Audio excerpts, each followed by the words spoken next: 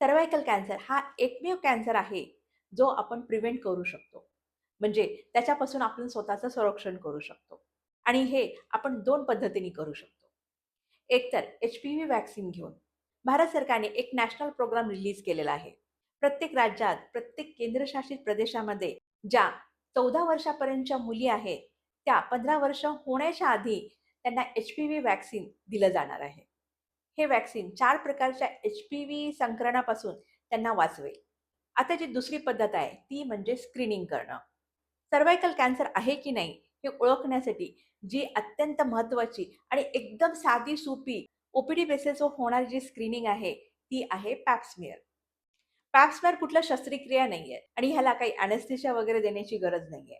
कुठल्याही हॉस्पिटलमध्ये जिथं स्त्रीरोग तज्ञ आहेत, तिथं जाऊन तुम्ही ही टेस्ट करू शकता. कॅन्सर तज्ञ आणि स्त्रीरोग तज्ञाच्या म्हणण्यानुसार पॅप स्मिअर हे वयाच्या 25 ते 30 वर्षापासून करायला हवं आणि ते प्रत्येक 3 वर्षांनी रिपीट करायला हवं. एच-पी-व्हीचं इन्फेक्शन झाल्यापासून त्यांचं कॅन्सरमध्ये रूपांतर होण्यामध्ये खूप कालावधी जातो. त्यामुळे 1 किंवा 2 पॅप स्मिअर करून उपयोगी नाहीये. त्यासाठी तुम्हाला नियमित पॅप स्मिअर स्क्रीनिंग केली पाहिजे. याच्यामध्ये काही पॉझिटिव्ह बदल आढळले, सर्व्हायकल कॅन्सर आहे का याचं कन्फर्मेशन करून त्यावर लगेच उपाययोजना केली जाते.